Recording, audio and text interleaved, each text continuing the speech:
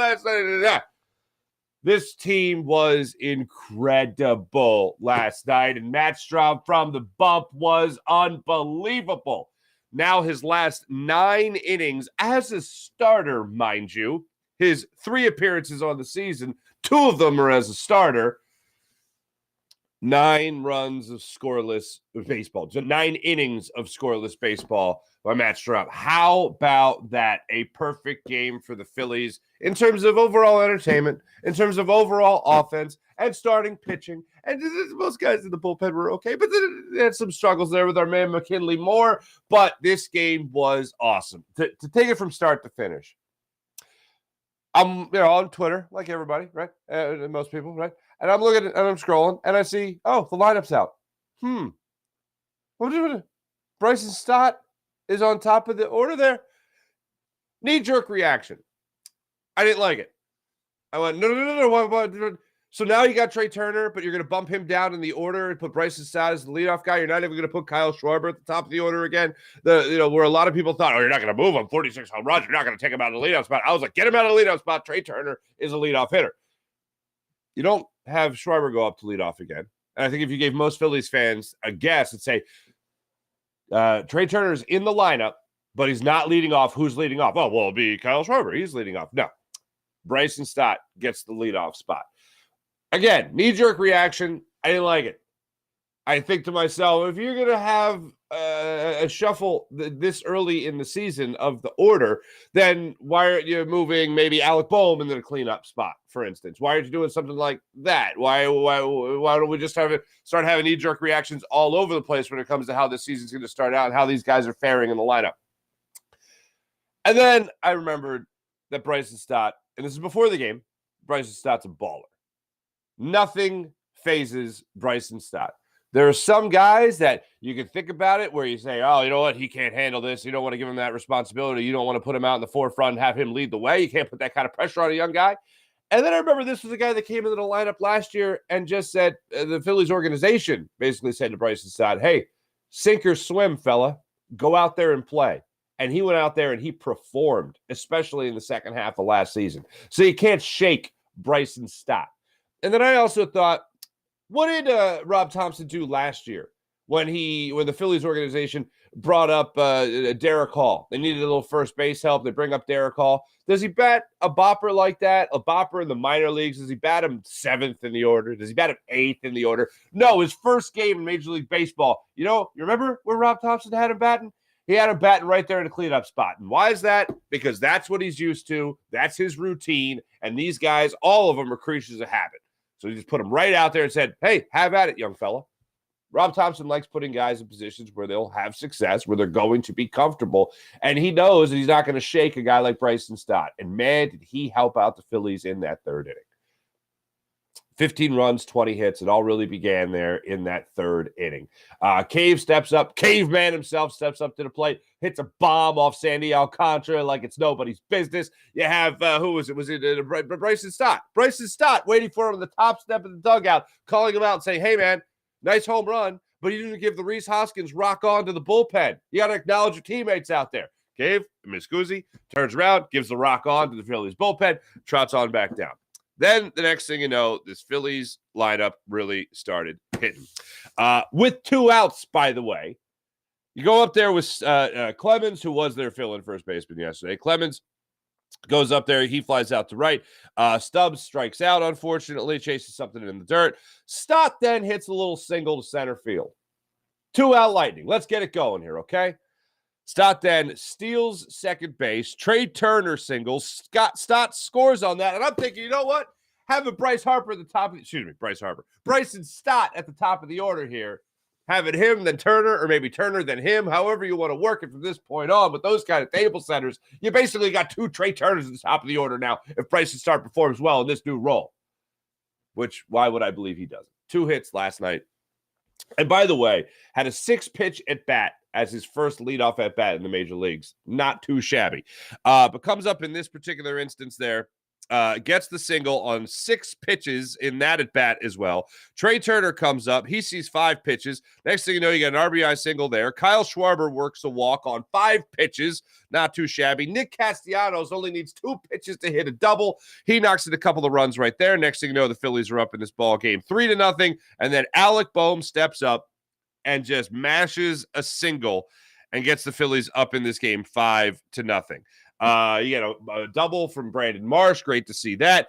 Almost took third. It would have been another base running blunder, but he decided to stay put there at second base. I think he actually could have been safe at third, but he decided to stay there at second base. And then Cave ended up, hey, I started it. Now I'm going to finish it. He ends up grounding out to second base to finish that 3rd inning. But when that smoke cleared, when the dust settled in that 5th inning, or excuse me, 3rd inning, the Phillies put up 5 runs on Sandy Alcantara. And that was a sight for sore eyes for this Phillies lineup. Great to see that. You had Matt Strahm, like I mentioned, just dominating on the hill. That was great to see. And as the game went on, you jump into that 5th inning again. Alcantara's still on the mound. Trey Turner is able to lead things off there with an infield single. He's just taking care of business really from that point on, and you're seeing this team just mash. Kyle Schwarber steps up in that 5th inning with a single. Turner goes to second. Castellanos singles to right. Turner scores. Schwarber to third. Next thing you know, you're up 7-0 on an Alec Bohm infield single. So the Phillies also got some bounces last night as well. So this lineup was just absolutely tearing it up. You had a great home run by Alec Bohm in that 6th inning as well. Just belted that ball to left center field, 440 feet in the stands there. It was great. And all the while, your offense was mashing. You could go up and you could look at what a guy like Strahm did in this ball game. And one of the things that I really enjoyed was, I believe it was his last inning out there, the 5th inning for Matt Strahm, when he struggled a little bit in that inning.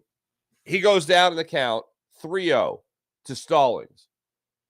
He comes back in a 3-0 count, forces the full count, pitches a fastball inside corner of Stallings, and gets him looking. Stallings, and it caught the inside corner of the plate. It wasn't like that Nick Castellanos pitch that he ended up getting thrown out on, more or less. It caught the inside of the plate. Great pitch by Matt Strahm in that situation. Got Stallings looking and looking to work a walk after he was up 3-0. A little tight with those arms. Didn't want to come around on it. And then the next thing you know, he fights back after that. He allows a single. Then he gets Kism up there on the at the plate, gets him to fly out to center field, and then he gets a strikeout on Cooper to end the 5th and his outing as well. And the Phillies responded in that inning, in the bottom half of that inning, by batting around the order for a 2nd time. So pretty impressive night all around from this Philly squad. I know we talk about it a lot, but when it comes to this lineup, and it comes to a handful of athletes, I don't see guys in this lineup getting shaken. This team isn't playing like, oh, we just got to wait for Bryce Harper to get back. I know they only got 4 wins on the season. I know the season hasn't started out record-wise like we would have liked to have, but when you talk about specific things like Bryson Stott, will he be able to repeat the success that he had in the second half of last season? Alec Bohm adding power to his stroke. Will we really see that? Nick Castellanos hitting for this lineup. Still waiting on that home run, but he's hitting for this lineup. And when we think about those questions facing this team, Nick Castellanos, yes. Alec Bohm with power, yes. Bryson Stott continuing what he did last season, absolutely. And then another guy that goes on is a bit of an unsung hero, and mainly because he hasn't really rounded the bases the way we would have liked him to in recent days. But Brandon Marsh, the 288 hitter that he was in the second half of last year, after the trade deadline, I should say, when he came to the Phillies, he has carried that right into this season. Those are 4 guys right there. I even mentioned Trey Turner. I haven't even mentioned Kyle Schwarber. I haven't even mentioned JT Realmuto. Those are 4 guys right there that you had some questions about maybe going into this season. All of them are passing with flying colors right now. All of them are passing with flying colors about what you wanted to see from them this year. Even a 268 batting average from Nick Castellanos, that's nothing worth bragging about. But it's starting out the season better than what he did last year. Still waiting on his first home run. Fine. I think the power will still come from Nick Castellanos. The fact that he's driving in runs left and right, the fact that he's getting on base and he's hitting doubles left and right is an important thing, especially from a guy that's hitting right there in the meat of your order. That's what you want to see from Nick Castellanos. I have every ounce of confidence that the power will come when it comes to the long ball.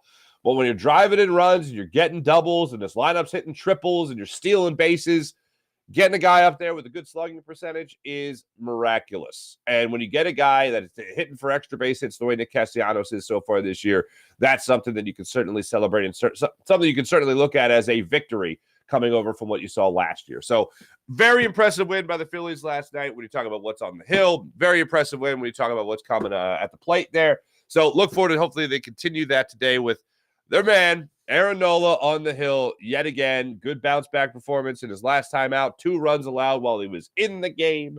Got charged for another when he was taken out. But hopefully you see him come out against the lefty today and see him deal for the Phils. So I'd love to see that. Coming up in a little bit, we're going to have a conversation with my man, Travis May of Mojo Sports. Some of you guys remember Mojo Sports. They were almost in football season last year. The stock prices, every player has a stock price attached to them. I got to think that the draft season is the busiest time of year for Mojo because everybody wants to get their stocks when it comes to these draft picks that are going to be coming to the NFL.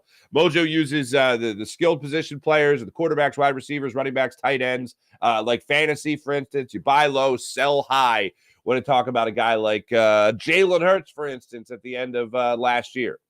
Buying him at the beginning of the season would have been a good stock to acquire, and then selling him afterwards. Oh, my goodness gracious. What a stock price to cash in, but I'm probably not letting go of that yet. Now, those stock prices keep on going through the offseason, and this draft is greatly affected by that. So we're going to have Travis May on, an NFL draft expert, NFL or college football expert as well.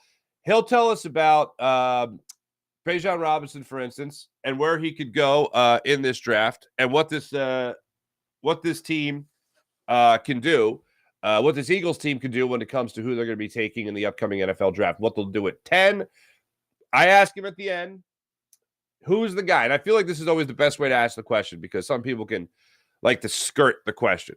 But if you're standing next to Howie Roseman and he looks in your direction on draft day and he goes, so what do you want to do here? What's Travis May telling him? Assuming the ball, the board falls where it does, who are you telling Howie Roseman to take? The answer may surprise you because most right now would not consider this a position at all of need. So we'll get that answer from Travis May coming up in a second. Let me tell you right now about the great people at Steven Singer Jewelers, the other corner of 8th and Walnut, right there on Jewelers Row. For over 40 years, Steven Singer's been in the love business in Philadelphia, helping people get engaged and fall in love. Looking to get engaged? Ready for love diamond engagement ring, standing by at the ready at the other corner of 8th and Walnut. So go to the man with the perfect price. So what's the perfect price, you ask? I'll tell you what the perfect price is. Well, other jewelers might mark things way up just to mark it down a couple of bucks in front of you, make it feel like you're such a good negotiator, haggler. Forget about that. Forget about that BS. Sit down at Steven Singer Jewelers. You know what you're going to get. You're going to get treated like a real family member by a real jewelry expert. So trust the man with the perfect price at the other corner of 8th and Walnut. Steven Singer Jewelers. One place, one price, the perfect price. Online at IHateStevenSinger.com. That's IHateStevenSinger.com. Without further ado, let's jump on the Rothman Orthopedics guest line. Get some our NFL draft fix. All right? With our friend Travis May of Mojo Sports.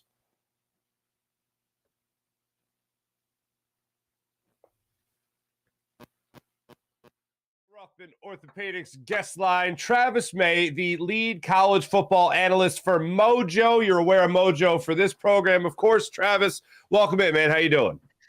Doing great. It's just NFL draft season. I'm ready for it to actually be here. There's been so much work that's gone into this for Mojo with this sports stock market, getting like 100 players prepped for this draft and priced right. And people are loving it. And so it's just going to be a lot of fun to, make sure that the market's just exciting on draft day. Mm-hmm. No, absolutely. And those of you that have watched the show and listened to the show on the podcast here on the Farzy Show have heard our business with Mojo in recent months. You guys are great. You are a stock market for players. Those players pay off like stocks. And it is really a lot of fun to invest in a guy like, perfect example, last year investing in Jalen Hurts before the season started probably would have paid some dividends. Yeah, just a little bit. I mean, he kind of took off in a huge way, and man, I was rooting for you guys with the Eagles in Super Bowl. So maybe you'll get back there. You know what, with Jalen Hurts, he's definitely that type of quarterback that makes you feel like you can always be in it and you're never out of it with him. So far, the last year really lets you inspire that kind of confidence in the young quarterback. I do want to ask you this before we get in the draft stuff itself. I'm always curious from someone's perspective, like yourself, someone who's a draft analyst, someone who really follows college football. When you look at prospects and you look at the way they're drafted, you look at the way teams are built in the NFL, and I also want to plug your College to Canton podcast that you host as well. From your perspective, when I say the name Howie Roseman, what comes to mind for you? Well, it's a name that I think a lot of people have an opinion on, and not everyone just knows everyone else's GM around the league. But Howie's one of those that, like, it doesn't matter which coach you're on, you know the name. And I think it's because he's just such a well-respected mind in this space, because he's not afraid to change how he builds a team. Recently, it's been, from the inside out. You got to win in the trenches, approaching things analytically, not necessarily, reaching for, let's say a Bijan Robinson this year. Like when you listen to different shows, that everyone has an opinion about, oh, that's not really how he builds his team. And I think it's a respect, because they understand, hey, he's built this team. He's got them to this point. They're really close. I'm interested to see how he's going to finish this off, because it feels like we're building to this moment where the Eagles are actually going to take the next step and get all the way over the hump and stay there. And it's going to be because Howie took him there. Now, you mentioned the name already, so let's just jump into it right now. Bijan Robinson is a guy that a lot of people love. A lot of people are talking of him possibly at number 10 to the Eagles if he's still on the board. Overall, question one, what do you make of Bijan Robinson as far as what he'll do in the NFL? Would you buy his stock on Mojo? And Is it wrong to take a running back in the top 10? What do you think? Bijan is special. I mean, I was just on another show today where they're asking me, hey, rank these prospects: Ezekiel Elliott, Saquon Barkley, Jonathan Taylor, Bijan Robinson. And honestly, I'm like, man, I guess Bijan's right there. If he's not ahead of them, he is that special. And he has been back since high school. We knew he was a 5-star talent coming in. As a freshman in his last 6 games, he had like 11 yards per touch or something insane. And then he followed it up by 2 seasons where he put up 3,200 yards from scrimmage. I think that's okay. So I think if you're going to take a running back early in the draft, it's going to be a top 10 pick. You're going to have to get a player who's going to immediately slot in and be a top 5 back in the league, because how the rookie contracts are structured these days, the first round, it's not based on your position until you get to the year 5 option to extend these first round players. So you're investing a heavy price tag, a good chunk of your salary cap in this position. That's why we don't see running backs go as early anymore, because of how the rookie pay structure is. Really, if you're a top 3 or 4 pick, that's like you're getting immediately better money than a franchise tag player at the position. So it's a lot to assume that a running back is going to go top 5, let alone top 10, but Bijan might just be worth it. So you're putting him up there in that category as far as a prospect goes, like an Ezekiel Elliott or like a Saquon Barkley? Absolutely. He's right there, and he might be a little bit more balanced per se, I guess, than even a Saquon was. And I know, I'm sure Eagles fans, you probably have some crossover with Barkley fans even in college. And sure. I liked Barkley coming out, but he was a home run hitter that was always looking for the next thing. He was not perfect down to down. He was a better athlete than Bijan, but as far as just a well-rounded running back prospect overall, Bijan is right there, if not better. Does he go in the top 10? Does he get selected, or does he fall out of the top 10? I think he falls out of the top 10 just because there are, this year there's several quarterbacks that people are trying to put up there. Maybe 4 quarterbacks inside the top 10 on top of all these good edge rushers, a couple corners, few corners that could go in that conversation. So I'd say it's probably just outside the top 10, which, means the Eagles could be right there. So that would be fun, but they could go a few different directions. I think there's really 4 different positions the Eagles could attack in that slot, but I know fantasy football nerds like myself would love that to be Bijan. I know when we're looking at Mojo, we're talking about quarterbacks, talking about wide receivers, running backs, the skilled positions that put up the flashy numbers and all that stuff. So let's go away from the running back position. Let's go quarterback. Is it really as simple as Young, Stroud, Richardson as the 1, 2, 3 picks in this draft? It seems that way, and really there should be a tier break after CJ Stroud and Bryce Young. They've just been the proven passers. Both of them have back-to-back seasons of 90th percentile or better marks and all the stats that matter when it comes to EPA per play. The expected points added, any kind of scheme adjusted pass efficiency, any kind of metric you want to throw out there. Both of them have proven passing accuracy. We'd love them to be a little bit more mobile. I think they have it in them. They just didn't add as much value with their legs like a Richardson did in college. But Richardson's he's the best athlete at the position, right? And we knew it was going to happen at the combine. And everyone freaks out because he just basically verifies what we already knew. But he has major concerns when it comes to accuracy and consistency. So if somebody can fix it, like if he finds his Brian Dable and he's magically fixed at the next level, it could happen. But man, it's crazy how sure people are that he's going to succeed, because we've not seen somebody with a passing profile this poor do it ever. Mm-hmm. Gotcha. To stay in the skill position, go back to running back, though. Is there a running back you see maybe in the second round or the third round, somebody of those later rounds there, that you think will have a big impact at the NFL level? And the reason I ask the question is because in Philadelphia, we're looking at a guy right now in Kenny Gainwell that's supposed to come in and take the reins as a starting running back with Miles Sanders' departure. And then we're also looking at another guy like Rashad Penny, who was just signed in free agency, who has been banged up throughout his NFL career, very talented, but has yet to really pay off on the field. So some people are thinking that maybe the guy that's the leading rusher is not on this roster yet. Maybe it's somebody in this draft. Is there a name that jumps out to you?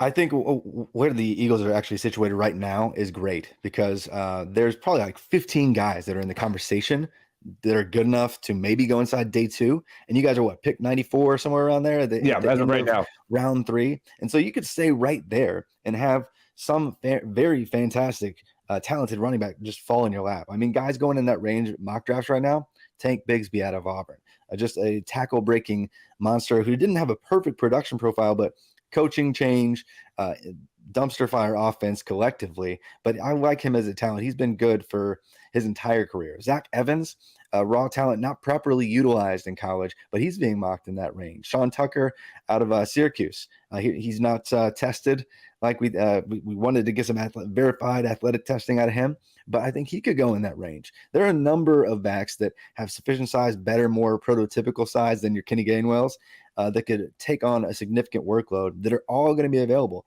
in that 80 to 100 pick range. And so if they have a guy that they want to slightly move up for in that pick 80 or so range, any of the 3 guys I mentioned are probably still going to be there. Bijan's going to be gone. Jahmyr Gibbs is going to be gone. Zach Charbonnet is going to be gone. Devin Achane, because of his speed, will probably be gone. And he's that smaller bodied guy that you guys already have on the Eagles. So, but there are several in that range that are intriguing, that have high pedigree as recruits and have fantastic production, and in some cases 3 years of it to choose from. So I think you guys are sitting pretty at that 94 slot to get perhaps your leading rusher this year. I will say this, though. I feel like the Eagles are going to have another second-round pick and probably at least another third-round pick, because I don't see them holding on to that 30th overall pick that they have in this draft. Yeah. I see Howie Roseman trading out, and he'll, I think, replenish the draft, because they go quite a while without making a selection in this draft. Now, I know when you're looking in and you're talking about Mojo, for instance, you're not necessarily talking about defensive ends, but you are allowing everything that's off the field, or defensive tackles. Everything off the field can affect on the field. That can affect a player's stock price. A guy like Jalen Carter, his stock has taken a little bit of a hit. Obviously, the defensive tackle out of Georgia had some off the field problems this offseason. Where do you rank him as a guy that will be selected in the top 10 or out of the top 10 in the upcoming draft? The draft would have fallen in their lap if he falls down to where you guys are, because he really, prior to the off-field stuff, many people thought he was the best player overall, regardless of position in the draft. And so I think somebody's going to take a shot and perhaps even come in ahead of you guys and try to steal, knowing that it would be the no-brainer pick if he made it to pick 10 or so. So I think he probably goes well inside, pick 6, 7, 8, if somebody wants to trade up and try to get in front of you, the Eagles. So, well, if they want him, they're probably going to have to move up, let alone, wait for him to make it there, because he's truly special. I agree. I feel like everyone talks a big game when it's like, oh, well, draft stock kind of takes a hit here, but then they end up taking him at 6 or 7 anyway, and it's like there's no chance of him falling out of the top 10. If everything falls into place with what we have seen the Eagles do in years past, they love building the defensive line, they love building their offensive line, they're pretty set in that spot right now. But when it comes to the defensive line, they want to use guys constantly in a rotation. Other than a guy like Jalen Carter, is there a name that jumps out to you in the let's call it 5 to 15 range that you see could possibly go to the Eagles? I know there's some names out there. Is there one in particular that you like? I really like Brian Brzee. I know he did not have the perfect career in terms of production at Clemson. He had a really sad story this past year with his sister passing away. He couldn't stay healthy in prior seasons, and so he just wasn't the best version of himself throughout his career at Clemson. But he has, when you see him, he's just like, okay, yes, that guy is every bit an NFL future impact player. And so I think he is somebody who could drop into that pick 30 range, perhaps, if the Eagles actually want to use that selection. Some people have him going a little bit earlier, a little bit later. But yeah, if he's their player, and he would be on my short list if I were the Eagles, and not planning on getting Jalen Carter, that's somebody who I would target. Luca Von Ness, I know a lot of people are really hot on him, a lot of really cold on him. What do you make of him? He's somebody that's interesting just because of where he comes from. I mean, in college, I don't know if you know much about, his story or, not ever being a starter at Iowa. Right. They're just really odd about who they even let get the start, even if he's leading in every statistical category, even if it's just odd. But he has the build.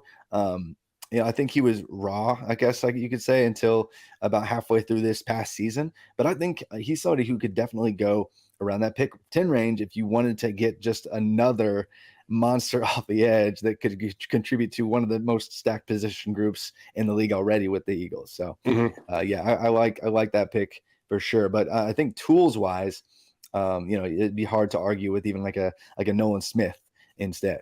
Okay, gotcha. Yeah, he's just one of those names that when I saw he hasn't started a game in college, I thought of Jordan Davis, not as a non-starter, but a guy that was only out there for 2 or 3 downs and then was off the field. And it was like, okay, well, yeah, in the NFL, he'll have room to grow, he'll have room to build. And the same thing would go for a guy like Luca Von Ness. Now, another position of need for the Eagles, not in the first round, you should be drafting for need, you should be drafting for best available, but they still need a safety. They still need some safety depth at least. Brian Branch is a guy that's caught my eye. What are you making of Brian Branch? What do you like about him? Brian Branch is just a do-it-all player that he's one of the safest picks in the entire draft. It's like, I don't know how elite of an athlete he tests out as or whatever, but you can put him in the slot, you can put him as free, you can put him as strong. He can play a number of deep coverages with success, and he can actually stick his nose in there and make a tackle consistently.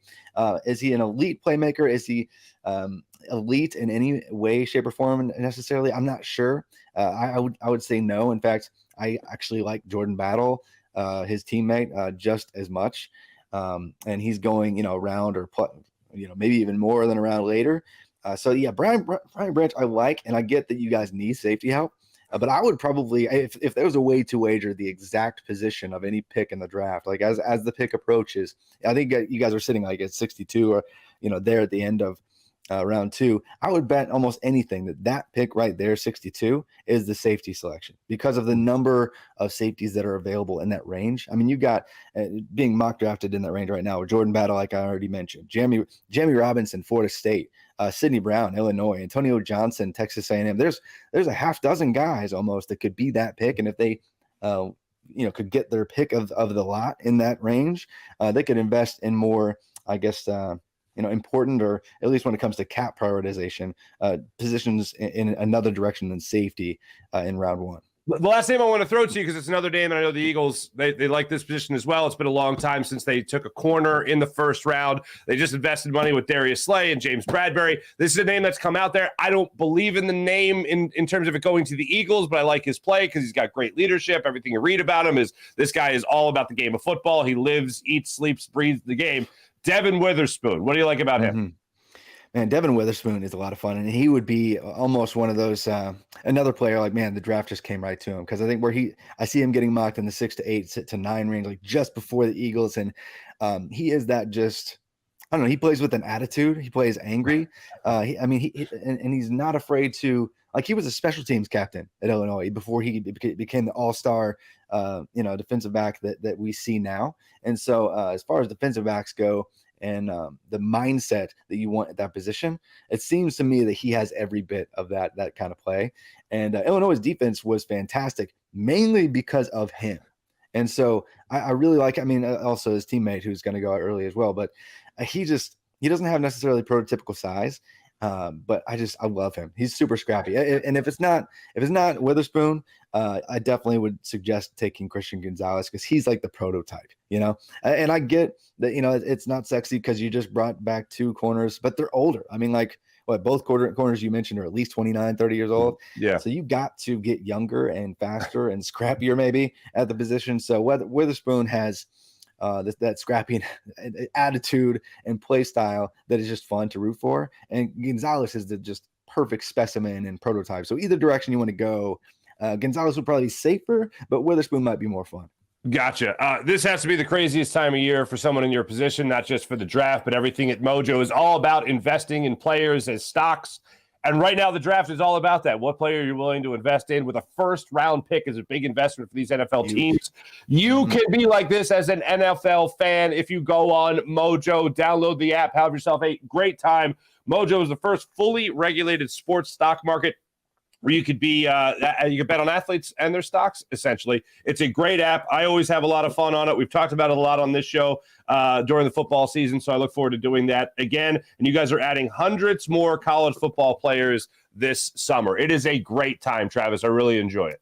Yeah, thanks for having me. This was a blast, and good luck to your Eagles as the draft approaches, and it's going to be a wild couple weeks here. All right, you know what? Let me do this. I got to ask this the $1 million question right here. Howie Roseman's about to make the pick. Yes. People pop. He dials up on his phone. Travis May of Mojo. Travis, what do I do? What do you tell Howie Roseman? I'm telling him he takes Christian Gonzalez. He's just the perfect athlete. He's the perfect, just the modern longer corner that the NFL is just coveting right now. He has almost no questions in his game. He is the modern archetype that just fits, and he could, perhaps even be better than a couple of the guys you just paid and brought back before the year's over. We just saw the Jets change their defense last year with a couple good first-round selections. You guys are in great position. The Eagles are in great position to stack an already good unit with another pro there for sure. I can see the comment section now. You just spent all this money on corner and you're taking a guy there. Sorry. No, just saying what I do. You got to take the best available. You got to take the best available. That's the rule in the first round. Travis May and Mojo Sports, thanks so much for joining us. Make sure you guys follow Travis May on all social media platforms, including Twitter as well. And check out his podcast, From College to Canton. My man, Travis May. Thanks so much, brother. I appreciate you. Christian Gonzalez. After James Bradbury, Darius Slay. Christian Gonzalez. Keep on loading up on those DBs, son. 6'1". He's 6'1". He's a tall dude for a corner. Something the Eagles obviously love when it comes to their corners. You got to be 6 foot or higher, man. That's got to be their deal. Sorry, it's like you're drafting Madden. By the way, the second we got done that interview, Travis, who I really enjoyed, I want to have him on again. He goes, "Hey man, yeah, thanks for having me on. This was fun. Appreciate it." I was like, "Oh yeah, man, we're definitely gonna have you on again, maybe closer to draft again and follow up on some stuff here." And he goes, "Yeah, it's like I actually caught your show a couple times." He's a national guy, So it's like I caught your show a couple times, like what you do. I was like, "Oh, that's very nice." He goes, "I gotta tell you, man, I don't know if you get this a lot, but you really look like Nick Sirianni. Did anyone ever tell you look like Nick Sirianni?" And I'm like, "Yes, I get it all the time, every Sunday during football season. Hey man, I don't want to tell you look like Nick Sirianni." Like a text message, whatever. I think I told you guys at the Maxwell Awards, the little lady came up to me and was like, "Mr. Sirianni, can I have your autograph?" And I'm like, I'm not Nick Sirianni. I'm sorry. And she's like, No. I'm a huge Eagles fan. I watch you guys when you cried at the Super Bowl. I cried at the Super Bowl. We all cried at the Super Bowl. And it's like, I hate to tell you this, miss, I'm not Nick Sirianni. She's like, and she walks away. So yeah, I get it all the time. And when I say little lady, she wasn't like elderly, but she was a little old lady. Anyway, let me tell you right now about the great people. Oh, by the way, so after we do that interview, of course, yesterday afternoon, we taped it. The story comes about Miles Murphy out of Clemson visiting the Eagles, an edge rusher. I've talked about Luca Von Ness, and we've all talked about Jalen Carter. I've mentioned Miles Murphy. Another huge dude, 6'5", 25 reps at the combine, was getting reps as a freshman, throwing bodies out of his way. As I like to say, getting after the quarterback, tackles for loss or something that come without a problem. What, 14, I believe, last year. The guy is exactly what you want out of an edge rusher. When it comes to attacking the quarterback or it comes to making a tackle for loss, he does both those things extremely well. If they take Miles Murphy, I'll be excited. Like I said, there's something about Luca Von Ness that I think they like. I think they're very interested in Lucas Von Ness, see what he could do on this defensive line. And like I just told Travis there, when it comes to the lack of starting reps, I don't think the Eagles give a damn about that. They'll look at it almost like they look at Jordan Davis, like it's going to be a rotational thing, but this time it'll be on the edge. Interested to see how the Eagles play this one, as we all are, And Bijan Robinson continues to be a guy that we'll all argue over and we'll all fight over as to whether or not he's the guy that the Eagles should take at 10, if he's even available at 10. Let me tell you right now about the great people of Manscaped. Manscaped.com, the leader in below-the-waist grooming. Trust Manscaped at manscaped.com. Get 20% off and free shipping with promo code Farzy. You'll love their Platinum Package 4.0, which is their best hygiene bundle yet. Their Platinum Package 4.0 includes their 4.0 lawnmower, as well as their Weed Whacker ear and nose hair trimmer. So get the job done all over the place with Weed Whacker because, fellas, you want to look good everywhere, right? Well kempt and what's not? That's what Manscaped's there for. So check them out, manscaped.com. That's manscaped.com. Use promo code Farzy for 20% off and free shipping at manscaped.com. How about the amazing, incredible people at Freestone Farm CBD at freestonefarmcbd.com? You like CBD, you use CBD? Try Freestone Farm CBD at freestonefarmcbd.com. You'll love their tropical tasting Bayox that clocks in at a chart-topping 24.1%. And Super CBD, which is half Hindu, Kush, and 21%. Genetics of these guys are off the charts. So trust the great people at Freestone Farm CBD and get 20% off with promo code Farzy at Freestone Farm CBD, freestonefarmcbd.com. How about PHL Sports Station, Philadelphia Sports Station, enhancing your Philadelphia sports fan experience across all social media and blogs. That's phlsportstation.com. Let's get into the chat check today. Started over on the Farzy Show page. See how you guys are doing today. April, good morning. Jim's chiming in, saying good morning, April. Good morning, April. T-Bro, what's up, T-Bro? Bohmer with the bomb. Bohmer bomb. Alec Bohm was en fuego last night for the Phillies. So far, been en fuego for the season. April, Bohm, loving life already. Happy to see it, as I am. Bats. T-Bro, let me make sure that I get the full energy of this comment here. Bats, everybody. Bats. I think I got it. I think that conveys the message you're trying to get across. April's loving it. Fuji, what's up, Fuji? Good morning, everyone. 16 days to the draft. Fightin' dropped the hammer.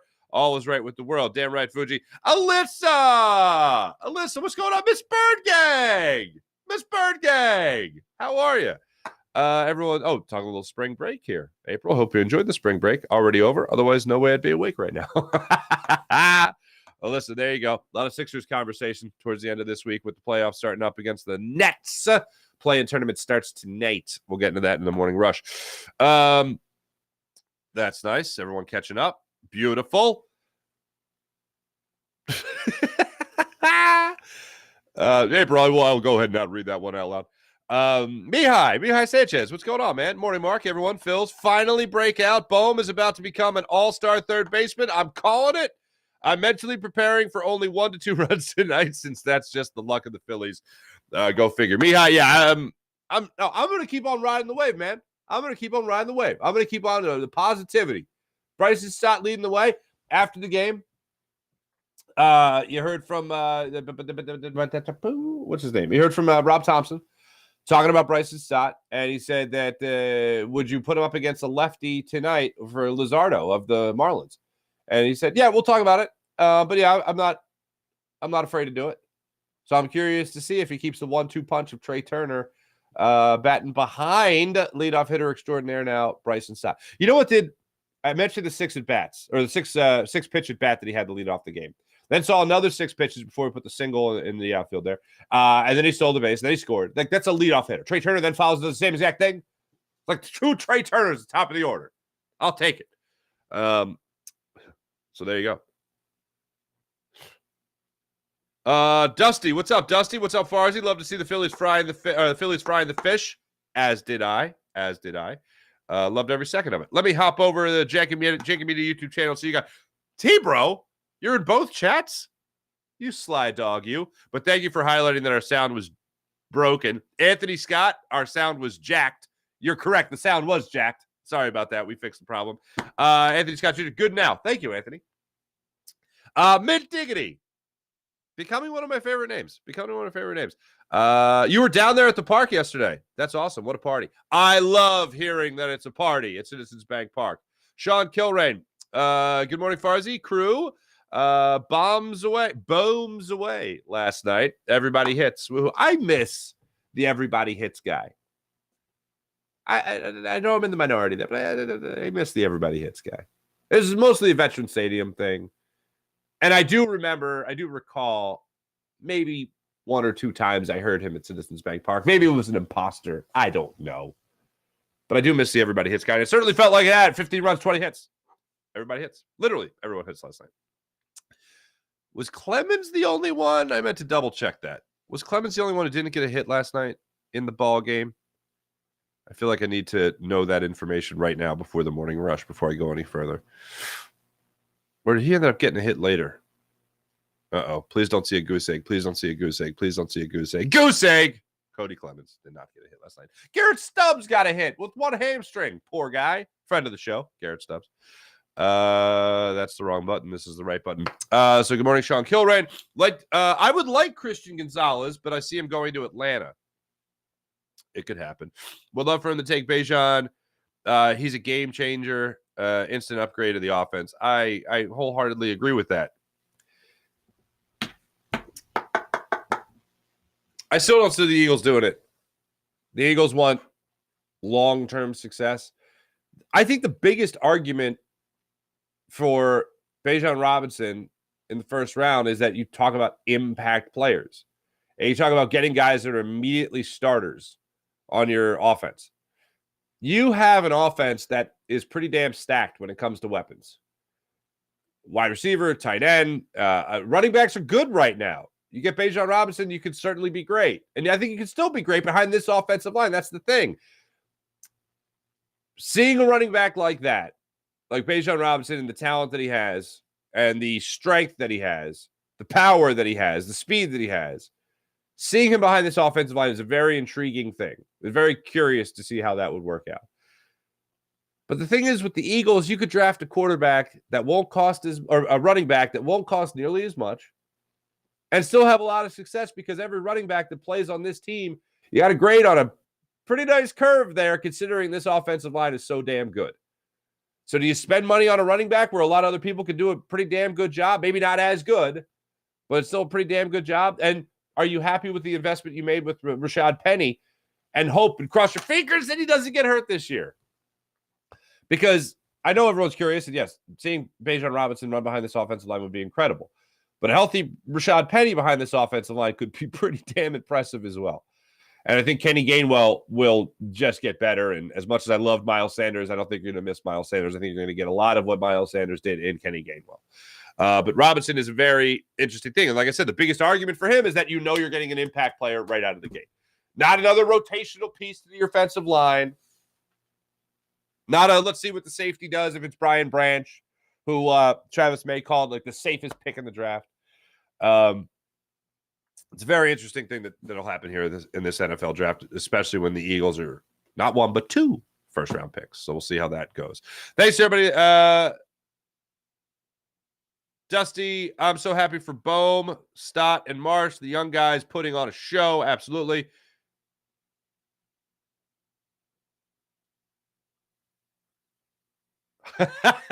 April, we need an We need a "Where are they now?" on the guy that used to yell "Everybody hits." Woohoo! Where are they now? That's what I'm curious to know as well. Thanks for everybody in the chat. You guys are great as per usual. Let's get to the morning rush. Brought to you by Sky Motorcars, SkyMotorcars.com. First and foremost, I do want to let you hear. I forgot to get to these in the open.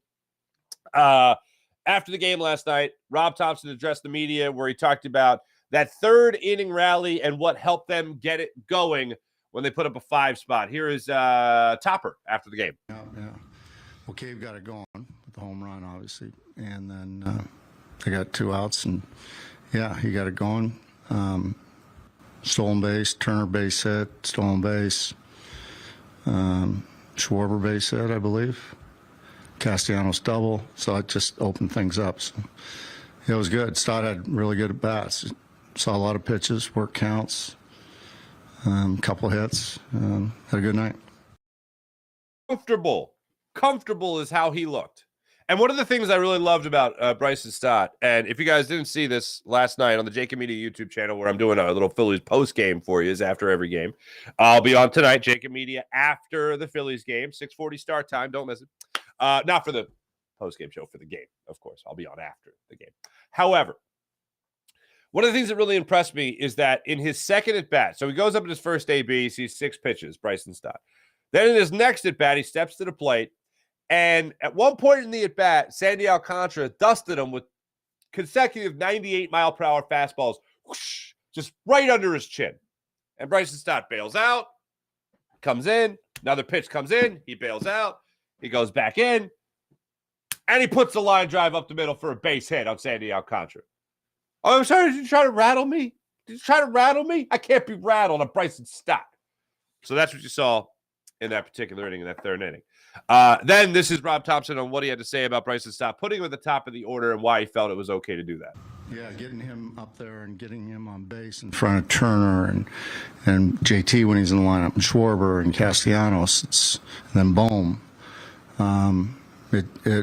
It really lengthens the lineup and gives us 2 guys at the top now that can get on base, steal bases, create havoc. And that's exactly what he did yesterday. That's for sure. Stott now 4.15 on the season with a 4.29 ERA on base percentage, which is great. Trey Turner 3 for 4 last night. Here's the other thing, as you would assume with 20 hits in a ball game. 1, 2, 3, 4, 5, 6, 7, 8. 1, 2, 3, 4, 5, 6, 7. 7 different Phillies finishing with multi-hit games.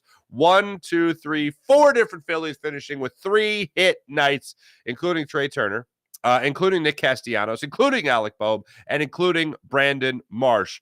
His average is now up to 385 on the young season, 429 on base percentage. Alec Bohm, 351, 415 on base percentage. Nick Castellanos, I said 268 at the beginning of the show. 278 is what he's at right now, batting average-wise with a 381 on base percentage. Keep that coming, Mr. Nick Castellanos, including his 7th double of the season. Keep this Phillies team rocking. You will see Aaron Nola go to the mound tonight, 6:40 start time, as I said, going up against Luzardo. Luzardo is a left-handed pitcher. We'll see how that fares. The Flyers, ladies and gentlemen, play their second to last game of the season tonight, 7 o'clock, South Philadelphia. Do we get the new security system already at the Wells Fargo Center? Is that what's going on? New security system should allow faster entrance. I went through this at Citizens Bank Park before the home opener. It is abrupt, or not abrupt. It is quick and efficient. Love it. Absolutely love it. So Blue Jackets drop the puck tonight in the Wells Fargo Center at 7 o'clock. Look forward to seeing that one.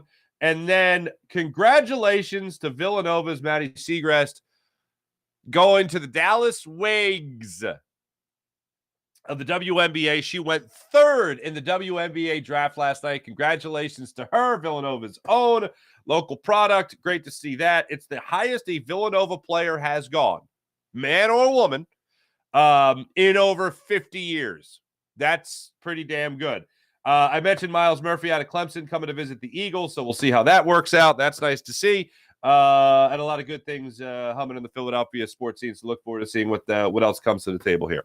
As far as the Phillies go tonight, I see some other people commenting on Bijan Robinson, and I also see Electric Phillies game last night by Affiliated Poppy. Great name.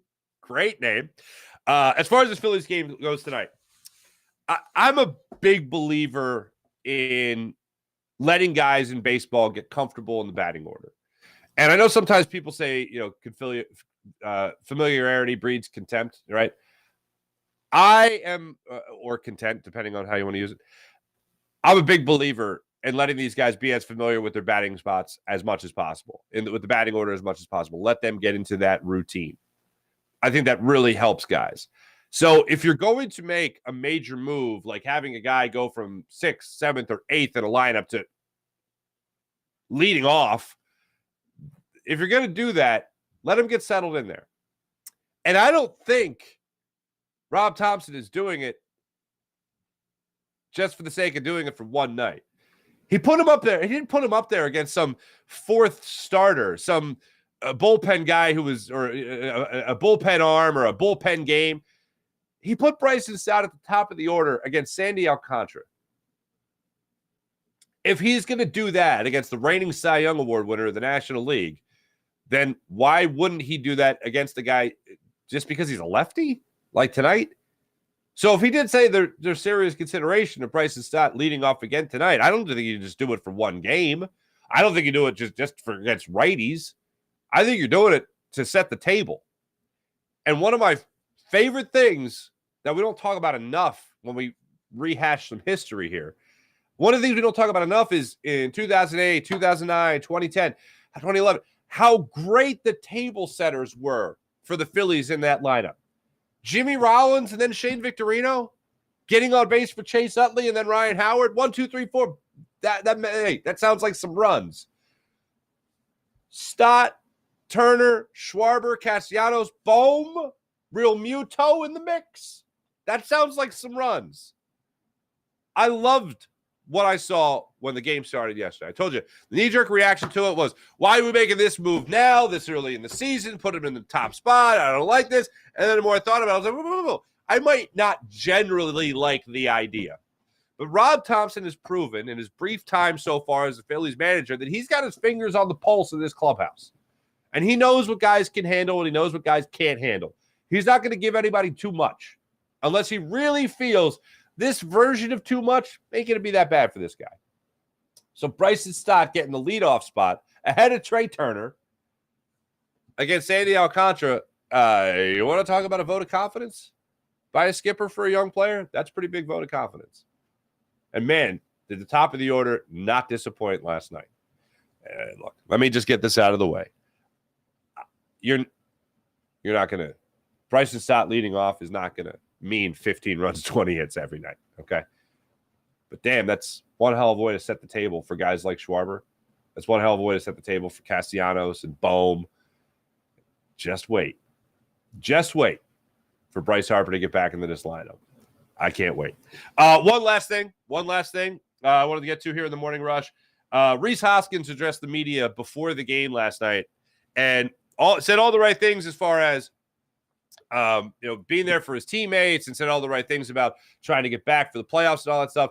And he thoroughly believes that this injury, 7 to 9 months, is the typical time it takes to come back from an injury like this.